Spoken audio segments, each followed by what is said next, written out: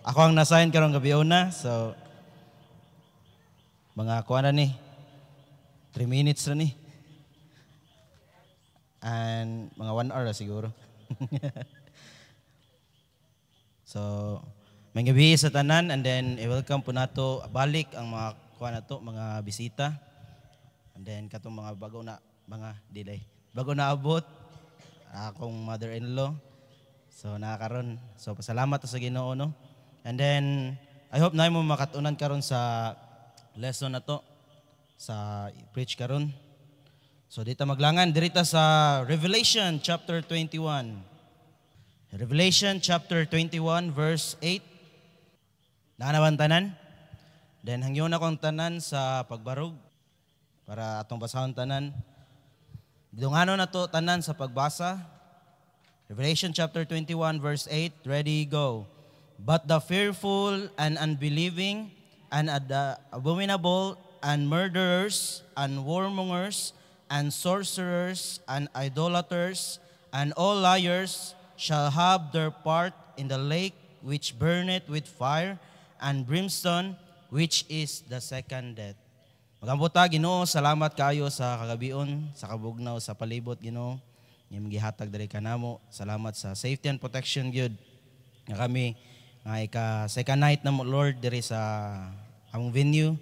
Nga ikaw gid naka-sustain diri kanamo, Ginoo. Salamat kayo sa mga bisita. Salamat sa tanang campers, sa members sa church, Lord. Nga magitagahan og kasing-kasing padinasigon sa pagpangalaga di kanimo, Ginoo. Og we pray, Lord, sa karon nga gabi nga ikaw pud magagamit diri kanako, Lord. Salamat ako makasasala nga dili ang ngayan mo bitbit sa imong pulong pati imong gialaw, Ginoo, nga ako makawali og makashare sa imong pulong, Lord. I hope and I pray nga ikaw mapud makagiya diri kanako pinagi sa Holy Spirit nga dili akong kaalam, dili akong kahibalo, Lord, ang sulti karon kundi ang imong pulong ra gyud, Lord. Ug among giampo nga ikaw makahikap sa mga matausa nga kasing-kasing nga among dawaton imong pulong nga ug walay kami lain nga estadihan, walay kami lain tuhuan kundi ang imong pulong, Lord, sa among kinabuhi. Ug among itugyan tanan diha kanimo karong gabi una sa ngalan ni Kristo Jesus nga among bugtong nga manluluwas. Amen. Pwede namang lingkod. Dirita sa Revelation chapter 21 verse number 8. Ato makuan diha sa Revelation chapter 21 verse number 8, may bawaan na to nga naay mga tao, naa diri nga giingon diri kung kinsa ang naay kahadlok, naay pagkadili matinuhuon ug uban pa, giingon diri itambog didto sa linaw nga kalayo nga nagdilaa pagyud, which is the second death. So mo nang title karon sa atong i-preach karon, second death. So unsa ni ang second death? Seryoso ba ni ang second death? Ato ba ning jukan-jukan lang ang second death? Kay kung ang usa ka tawo, I hope nakadungog na siguro mo ani, kung ang usa ka tawo kausa lang maanak. Kausa lang siya maanak, fleshly nga pagkaanak. Ang mahitabo niya kaduha siya mamatay. Nganong kaduha man siya mamatay? Mamatay ang iyang physical nga lawas o mamatay ang iyang spiritual. Ang iyang spirit, asa man mamatay? Dito sa impyerno. Giingon ni Brother Andrew ganang buntag nga ang impyerno, giingon po ni Pastor nga kung nakaadto na kag Jollibee, imo lang imagine ang imong usa ka kamot nimo iadto lang sa i-deep fry lang nimo ba? Igo-igo makrispy lang siguro. Makaingon ba ka nga niduta di ani no spa? Dili gino? Spa tayo di ay. Dili spa. Aw na kay snack, samtang bukuan ka. Laglaga. Pero dili na sa joke oy ang pag-adto sa impyerno. Kaya naman, eternidad na dito. Dili na siya tiyaw-tiyaw lang. Sa atong camp, mura na namin impyerno, bisan bugnaw kaayo kay nag-suffer naman ko diri. Pero kung imo lang i-enjoy nimo, pwede ba siya mahimong enjoyment na ninduta gid sa katugnaw, uy, mapanuhot man ko. Magkabuhi man ko diri. Pero gipaningot gyapon. So, ang diri kalibutan, pwede na to i-turn ang bad happenings into happy nga butang. Naalang sa tong hunahuna. Pero kung adto sa impyerno, bison saon ni mag-enjoy dito, dili gid pwede.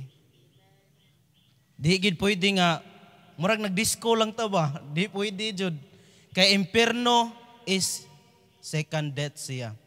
Pero kung na-born again ka, dili religion nga born again, na-born again ka spiritually, na anak ka sa physical, na anak ka sa spiritual, kausara ka mamatay. Ang mamatay ra nimo kaning lawas ra.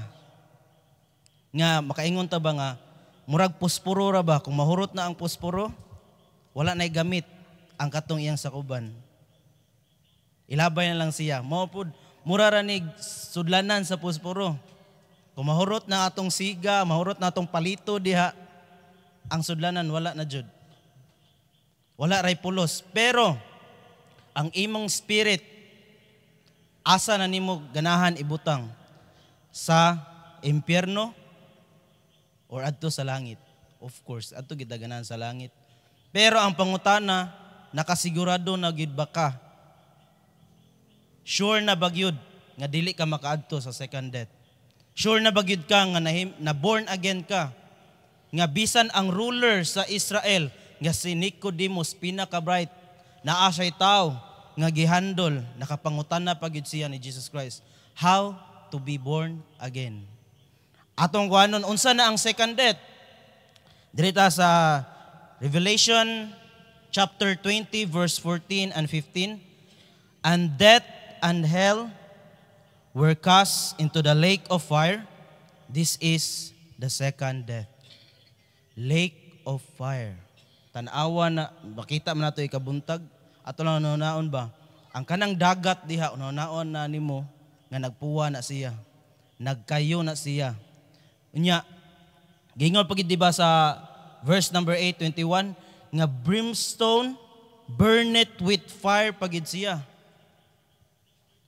Subot pasabot mura nagbato nga nagbaga. Mura ato naon lang ba? Murag volcano nga ning erupt siya, maglangoy-langoy ka dito. Imagine nimo. And then ning ingon pagid ang Bible pagyud na ay worm that diet not. Pinamakandro pa, musod sa imong dunggan, mugawas sa imong ilong, musod na pud sa imong baba. Mahita manghitik ba? Mahita mo, kuan makakatawa ka sa pagkuan na, pero ang spirit gyud ba nato maoy masakitan. Kay kung moadto ka sa morgue, hiwaon man gyud na ang lawas gyud, mag-agay-agay ba na dito? Agay-agay kasakit. Hinaya lang agay-agay. Dili gyud. Kaya nga naman wala nang spirit diha. Kaya ang imong spirit maoy masakitan gyud. Maoy mo feel og sakit nga imong imaginon moadto ka sa impyerno. So dire Revelation chapter 20 verse 14, 15 wala nabasa no. And whosoever was not found written in the book of life was cast into the lake of fire. Maka-enjoy ba ka na dito? Makaingon ba ka nga, thank you Lord nga naandi ko sa impyerno, dili. Asa ka ganahan mo worship? Sa langit? Or dito ka sa impyerno? Kay giingon sa pulong pud sa Ginoo, everything, or every tongue, every knee, mo bow down gid sa Ginoo, every tongue mo confess gid, walay laing Ginoo kundi si Kristo lamang. Every knee ug every tongue, asa ka ganahan mo tawag sa Ginoo, mo worship sa Ginoo, impyerno or sa langit? Ngayon ani ka bignawon siguro ba? Ato sa langit. So, atong kuanon karon, nakapasar ba ka ani sa kuano? Chapter 21 verse 8 na ba ka kuani no? Kana to dia. Una, kanang fearful. Naa ba kay kahadlok? Diri sa Bible atong kuanon, unsay fearful nga naay account sa Bible. Matthew chapter 8 verse 26. Matthew chapter 8 verse 26. Ano na to? Ang mga apostoles, diri. Chapter 6 verse number 26. And he said unto them, Why are ye fearful, O ye of little faith? Then he arose and rebuked the winds and the sea, and there was a great calm. Tungod sa ilang kahadlok, nga daw, unsa man ni panghitabua, katong gipalabang sila ni Kristo nga nagsakay sila sa barko, unya naay great wind, ilang na sinatian. Pero, unsay nahitabo, nahadlok sila. Kita, moadto lang ta sa kanang ngit-ngit gamay, nabatay kahadlok, mag-CR lang, or moadto lang sa kusina gamay, mungit-ngit lang gamay, nya mo, shhh. Kuka. Mahadlok na ta. Sila, po siguro sila rason ay kinabuhi na gusto nila ang malunod good. So na sila kahadlok, pero si Kristo na to, gipukaw nila. O ye of little faith. Kana lang, kahadlokan na to, how much more ang second death? Nakapasar ta sa fearful, no? Kapasar ba? Next, unbelieving. Naabatay unbelief. There is sa Matthew chapter 13, verse 58. 13:58. And he did not many mighty works there because of their unbelief. Wala sila ni tuo ni Kristo dire tungod kay ang iyang igsuon sa fleshly nga kanang flesh kanang igsuon ni Kristo sa flesh is uban-uban manila. Uy, mga kuan man ni ang iyang mga igsuon ni Kristo. Dili man ni mga butan nga mga tao, dili man ni matarong nga mga tao. Papa ni ay karpentero ra na. Nya iyang mama nabuntis na ngaway wapay kasal. So makita gid nila ang dili maayo sa ilang pamilya. Pero tungod sa unbelief sa mga tao sa lugar ni Christ, nga wala siya gi-welcome because of their unbelief, wala nakado og mighty works ang Ginoo didto. Kung kita naatay unbelief, dili ta makasulod jud diha sa rest sa Ginoo. Tungod sa atong unbelief, di ta makaadto sa langit. So next, abominable. Proverbs chapter 6 verse 16 to 19. So there are these 6 things that the Lord hate, 7 are an abomination unto him. Verse 17, a proud look. Nabataan ni pagka makabuhat lang tagamay nga may naayo, grabe na nako eh. Ang kunon din nato, liwatag isa makaingon na ba, naka-fall ba yan ni Satan o pride gid ba ya? Naliwat jud. And then, a lying tongue. Nakabakak na ba ta? And hands that shed innocent blood. Pronta na. Then 18, and heart that deviseth wicked imaginations. So makanahon na ba ta? Og mga wicked nga imaginations. And then, unsa pagid maka-feed pagid ana kanang cellphone na to. Nya ang mga ads pagid karon. Grabe na kayo. Makaingon ta nga, grabe. Wicked imaginations jud. And then, asa na ta dapit? Wicked imaginations, feet that be swift in running to mischief. Mulakaw pa lang daan, dugo dayon. Makasama dayon, mulakaw lang daan. And then, a false witness that speaketh lies, and he that soweth discord among brethren. Agoy.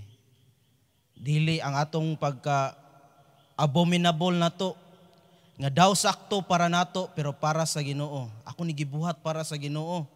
Nya, kuan day, abominable day siya sa Ginoo day. So next, murderers. Atong tanawon, nabataan ni nga para makapasar ta dito sa second death. Ganahan mo mana? Next, 1 John chapter 3 verse 15. Whosoever hateth his brother is a murderer. Kung ikaw nasuko lang ka sa imong igsuon, murderer na ka. And ye know that no murderer hath eternal life, abiding in him. Kung naatay hatred, atong gipa salop ang adlaw sa atong kalagot, basin wala ka eternal life. Basin nakapasar ka sa second death. Dito sa lake of fire, nga gikas dito. Adto gid sa impierno. The next, whoremongers. Direta sa Ephesians 5:5.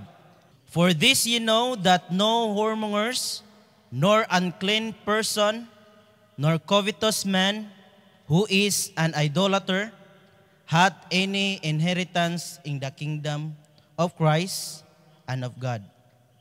Kung kita, whoremongers ta, nga dili maayo nga trabaho na siya physical, pero kung sa atong spiritual ba, tuo dire, tuo didto, tuo na po dire, pero walay diha relasyon gid sa Ginoo. Ambak-ambak ang atong pagtuo. Walay tino, walay baruganan, walay gikan sa Bible nga baruganan or doctrine gikan gid sa Ginoo. Tanang doktrina gituhuan. Mao na spiritual whoremongers, walay inheritance of Christ, sa kingdom ni Christ and of God. Next, sorcerers or atong makuan, witchcraft. 1 Samuel, dito 1 Samuel chapter 15. Sorcerers or witchcraft ni siya. 1 Samuel chapter 15, verse 23. Unsa man na siya? For rebellion is as the sin of witchcraft, and stubbornness is an iniquity and idolatry, because thou hast rejected the word of the Lord, he hath also rejected thee from being a king. Si King Saul ani, ang tinguha ni King Saul is para kunuhay, mahimaya ang Ginoo. Ako ni gipang save ang mga sheep diri, hasta ang king diri sa mga Amalekites. Si King Agag girescue hinuon ni King Saul. Ang mga nindot nga mga sheep iyang gipang save kay para kunuhay iyang i-offer sa Ginoo. Nindot nga tinguha. Pero si Prophet Samuel nag-instruction na niya daan. If muadto ka sa mga Amalekites, patya tanang naay kinabuhi didto. Pero unsay gibuhat ni King Saul, iyang gisave ang pina-fine sheep ha. Nagpasabot nindot nga sheep, mga tambok nga sheep patay na ni. Hapil na tani. Fine sheep. Fine sheep ha, nindot iyang tinguha. Pero unsay instruction ni Prophet Samuel, patya tanan nga naay kinabuhi. Gisave niya si King Agag, ang king sa mga Amalekites, ang fine sheep, kay para i-offer nako sa Ginoo. Niingon din si Prophet Samuel, it is better to obey. Sa nagingan sa verse 22, and Samuel said, kung naano mo da sa Samuel chapter 15, ato lang nibasahan ang 22, and Samuel said, hath the Lord as great delight in burnt offering, and sacrifice as in obeying the voice of the Lord? Ano sa mas importante, ang pag-sacrifice or ang pag-obey diha sa Ginoo? Pag-obey diha sa Ginoo. Behold, ang pagtuman is better than sacrifice, and to hearken the fat of rams. Ni wala ning obey si King Saul, ni giingnan hinuon siya ni Prophet Samuel, abominable na ang imong gibuhat. Ang imong tinguha para sa Ginoo pero wala ka ning obey. Mo-sacrifice ka sa Ginoo pero wala ka ning tuman sa sugo sa Ginoo. Ang imong gibuhat, rebellion na siya, which is the sin of witchcraft or kanang mga asalamangkero nga mga tao. And then, next, idolaters. Ephesians chapter 5, balik ta sa Ephesians chapter 5. Balik ko na ito nabasa natin ni ganiha. 5:5. Ephesians 5:5. For this ye know, that no whoremongers, nor unclean person, nor covetous man, who is an idolater, hath any inheritance in the kingdom of Christ and of God. Ibalik diha nga ang idolaters wala gihapon. Walay whoremongers o walay idolaters nga makaadto or naay inheritance diha sa kingdom of Christ. So napasabot, padong gyapon na siya sa second death. Next, dirita sa Exodus chapter 20. Ako lang ni-apel ang Exodus chapter 20. Mao ni siya gihatag diri sa Ginoo ang 10 commandments. Nga unsay giingon sa Ginoo diri sa 10 commandments. Exodus chapter 20, next na siya sa Genesis. Exodus chapter 20, verse number 4 and 5. Thou shalt not make unto thee any graven image, or any likeness of anything that is in heaven above, or that is in the earth beneath, or that is in the water underneath the earth. Thou shalt not bow, dili ka muluhod. Ang una sa verse number 4, dili ka maghimo og mga idol or graven image. Dili po ka mo bow down thyself to them, nor serve them, for I, the Lord thy God, I'm a jealous God, visiting the iniquity of the fathers upon the children unto the third and fourth generation of them that hate me. Dili kailang ikaw ang maalaot hasta ang imong sunod nga generation nimo. Ang apo sa imong apo pa jud madamay sa imong pagka-idolatros. Okay ba? Nakapasar na? So kapadulong kita sa pagkadaot, no? Naara gid siya dai diha. Happy na siya. And then next, and all liars. Kailangan pa ba nag-verse? Pero ato tagahan nag-verse. Ang pinaka-common nga verse sa liars, sa mga liars, John 8:44. John 8:44. Mo na ang verse sa mga liars. Nana ba? John 8:44. Ye are of your father the devil, and the lust of your father ye will do. He was a murderer from the beginning, and abode not in the truth, because there is no truth in him. When he speaketh a lie, he speaketh of his own, for he is a liar and the father of it. Kung kita nakabakak ta, liwat ta sa atong papa, nga which is the devil. So kinsa nga wala kasaway nagpamakak diri. So congratulations. Nagpasabot padong ta sa second death. Ang second death, giingon ta sa Revelation, balik ta sa Revelation chapter 21. Giingon diri, kung ikaw nakapasar ka gikan sa fearful, unbelieving, abomination, murderer, whoremongers, sorcerers, idolaters, and all liars, kanang walo ka buok, padong ta didto sa impyerno, didto sa second death. Kung ikaw karon gabi una naa ka atong walo, bisan usa lang, liars lang, ayan lang perpeka, liars lang, itambog yapon ka didto sa linaw nga kalayo, nga nagdilaab pagyud. Nga kung wala ang imong ngalan didto sa book of life, ikas gyud ka didto sa lake of fire. Nga naay kayo nga dili mapaong forever.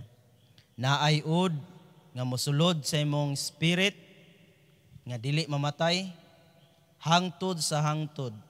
With gnashing of teeth pagyud, magkagut ang imong ngipon. Magkagut sa kasakit, magsyagit ka tibuok. Di mahuman forever. Magsyagit ka dito sa impyerno. Sa impyerno na lang ta. Or kamo, kay nakasigurado naman ko. So, naaman to yung mga nindawat ganiha. So, gingon pa ni Pastor, walay double nga pagka-save. I-sure lang gid nato, i-sure ninyo nga makaingon na gid ka nga save na gid ko. Gi-convict na gid ko sa Holy Spirit nga I am saved. Bisan baliw-balihon pa, cover to cover sa akong kinabuhi, sa akong una-una. Wala na doubt gyud sa akong kinabuhi. Nga moadto ko sa impyerno, kay sure ang gihatag ni Kristo. So, direta sa Romans chapter 6 verse 23, for the wages of sin, kay ang bayad gyud sa sala, ang katong 8 ka buok, naalang kay usa ato, ang bayad ato kay kamatayon gyud. But the gift of God is eternal life through Jesus Christ our Lord. Sa kanta pa, walay laing answer sa pagka-impyerno. Walay lain para dili ka maadto sa impyerno. Si Kristo ra gyud. Walay lain nga ning dupa dito sa cross para nimo. Para ang imong ngalan dito kompleto gina. John, Mike, Hans, Bagyo, Ababon. Kompleto gina every dot, every kama sa imo kung unsa man ganin imongan. Kung nay mga number, kung nay number imongan, gilista gina dito. I will call you by name. Kuyawa no? Kaila si Kristo nato. Bison pa reshuffle ta. Kay kita tanan dire lang sa Sibugod or lapu-lapu lang, di kita kaila tanan. Pero si Kristo ako na siya. Pero kanang natog, sayawa na siya. Kanang nagtugtog na. Uy, labot si Paula. Waka labot, Paula. Waka na mong gilibak, Paul. Kaila. Maragay, kikasaan ako po din. Muna, kaila ang Ginoo sa lapu-lapu lang. Kaila siya. Kani, dadon ko ni siya sa camp. Kani siya. Tagaan ko ni siya chance nga makapaminaw sa pulong sa Ginoo. Muna, nagyalaw ka sa Ginoo nga makari sa camp. Basin last chance din mo. Yaway mo naman Ginoo, gikuanan man, judgment din mo ron. Basin last ni mo karon nga makapaminaw sa pulong sa Ginoo niya. Ikauli ni mo, di na ko maminaw, bati atong kampo, bugnaw kayo. Nya sige na lang, yaw-yaw ang pastor dito, mga tao dito, unsa naman to. So, second date na lang mo. Pero pasalamat nga ang answer sa pag-aadto sa impyerno, gisolve ni Kristo. Giduphan na gid niya. Sure ang iyang pag-adto, na ay basaha imong Bible, nga gihatag gid ni Kristo. Iyang gipas-an tanang sala para nimo. Kani para ko ani. Nya niingon pagyud, every strife niya mahilta. Kani nga samad nako sa buko-buko, ang kaning dakol, ang kaning pagluwa para ko ani, para nimo ni. Para ko ani, kaning patid nila para nimo ni. Or basin ang katong tuslok ba para imo to. Ang katong tubig na lang yun ang ning gawas sa iyang kilid. Basin para imo to. So every stripe ni Christ nahil ta. Kay ang bayad gyud sa sala kamatayon gyud. Ang kamatayon gi-conquer na ni Christ. So dawata siya, ang kinabuhing walay katapusan libre ra siya, pero kung dili nimo dawaton, padung ka sa second death. Timan kung kausa ka na anak kaduha ka mamatay. Kung kaduha ka na anak, kausa ka mamatay. So pilia, asa ka mo worship sa langit or adto ka sa impyerno. So mag-ambot ha. Ginoo, salamat Lord sa kagabion. Salamat kayo Lord sa imong pulong. Salamat sa Revelation chapter 21 verse 8 ngang sumusunod ani nga mga verse Ginoo nga nagpasabot ka o nagpahatag ka og mga clue nga unsa kanindot ang langit Lord nga among paadtuan kung kami musalig lang gyud diha kanimo Lord. Og salamat kaayo sa imong kaayo gyud sa among kinabuhi nga imo kaming gitagaan og pakabana gyud Ginoo nga kami makaangkon og kinabuhing walay katapusan. Salamat kang Jesus Christ nga iyang gihatag ang iyang kinabuhi para diri kanamo Ginoo. Og among giampo pod Lord nga dili gid namo pasubon ang Holy Spirit nga imong gihatag diri kanamo nga samtang kami naa diri sa kalibutan nga masubo siya kung kami magpadayon sa pagpakasala. Bisan sa katong 8 ka buok Ginoo nga makapaimpierno namo, bisan usa lang ato nga among buhaton to makapasubo gid sa Holy Spirit. Among giampo Lord na walay lain mahimaya gyud sa among kinabuhi kundi ikaw ra gyud. Salamat sa opportunity nga naka-share ko sa imong pulong. Salamat pod sa mga bisita. Nganing uyon gyud sila nga moari mukuyog aron sa pagpaminaw sa imong pulong. Nga ikaw nakaalaw pod kanila Ginoo nga makahatag strength kanila ug naghatag og urgency kanila nga mo-attend para sa pagpaminaw sa imong pulong Lord. Salamat sa pag-lead ni Pastor diri kanamo Ginoo nga imo siyang gigamit. Salamat sa mga members sa simbahan nga imong gitagaan gyud ug kadasig sa pagpangalaga di kanimo Lord. Salamat sa wisdom, salamat sa gugma nga imong gihatag sa matag usa Lord. Ang giampo karon nga dili nila taw tiawan Lord, labi na Lord sa mga nagduha-duha pa karon or naa pa gid gamay nga doubt sa ilang kasing-kasing ug sa ilang hunahuna nga dili pa gid makaara sa imong gingharian. Among giampo Lord, ikaw maka-convict good sa mga tao karon nga makaangkon gid sila kaluwasan ug mapanigurado gyud nga naa na gid sila kinabuhing walay katapusan ug ang ilang ngalan nga nasuwat na gyud diha sa libro sa kinabuhi. Salamat kaayo sa imong pulong. Salamat Lord Jesus. Imo king bitagaan ug assurance sa among mga kalag. Amoy balik da kanimo dungog himaya. Gipasalamatan sa ngalan ni Kristo Jesus.